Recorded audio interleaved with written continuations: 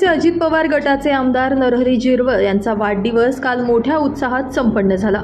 परंतु आमदार नरहरी झिरवळ यांचा वाढदिवस शरद पवार गटाचे कादवा कारखान्याचे अध्यक्ष श्रीराम शेटे असलेल्या कादवा कारखान्यावर संपन्न झाला व राजकीय वर्तुळात एकच चर्चेला उधाण आलं।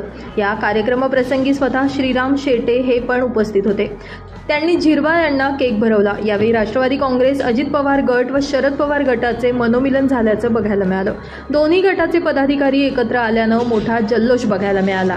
दिंडोरीचे आमदार नरहरी झिरवळ हे शरीरानं अजित पवार गटात व मनाने शरद पवार गटात असल्याची चर्चा आता रंगू लागली आहे। आमदार नरहरी झिरवळ यांच्या मनात नक्की चाललंय तरी काय? अजित पवार गटाला जय श्रीराम करून शरद पवार यांच्या राष्ट्रवादी काँग्रेसकडे परत जाणार का? ही चर्चा संपूर्ण नाशिक जिल्ह्यात होतीये।